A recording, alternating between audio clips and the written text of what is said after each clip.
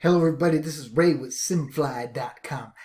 Hey, I just installed Microsoft Combat Flight Simulator 3 and Microsoft Flight Simulator 2004. When I went to start those programs, they wouldn't start up, man. It's like, does it work in Windows 10?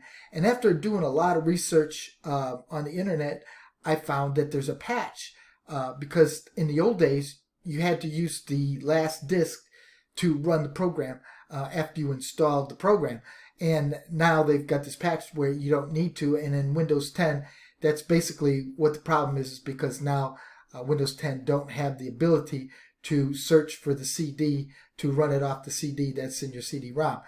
And so when I'm looking on the internet, I'm finding all these places that are showing you how to install this patch, but there's no sound. All you're seeing is a mouse cursor moving around and they're pointing at an icon, and I find it very confusing. So I decided to create this video in order to show you how to install this patch so that your flight simulator will run.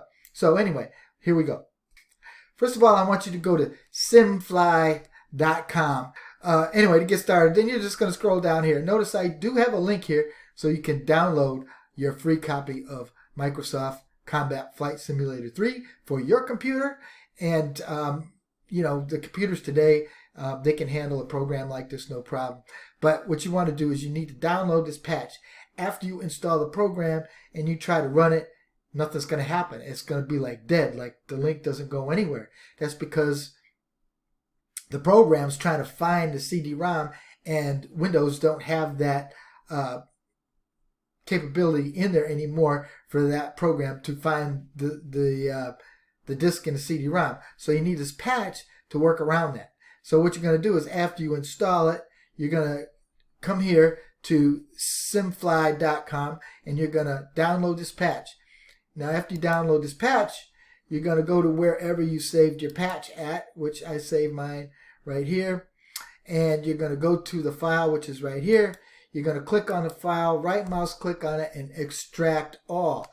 Once you have extracted that file, you're going to find a folder like this. And if you open a folder, you're going to see that there's two versions of the file. And one version is for the 1.0, as you can see on the end right there where it says NOCD 1.0.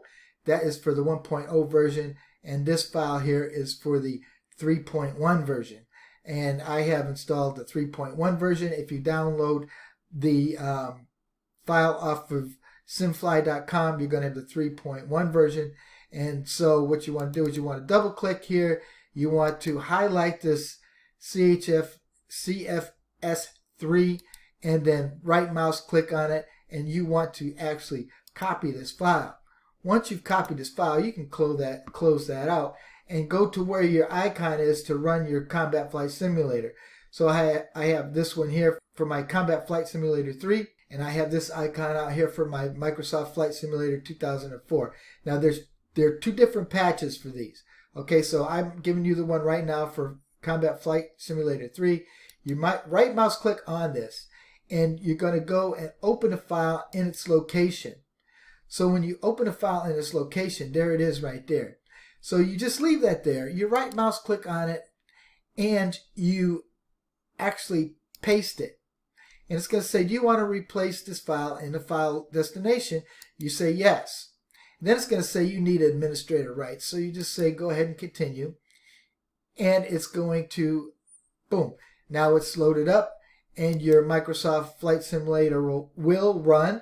I will go ahead and start it here just to show you that it will run. And as you go, it's starting right up.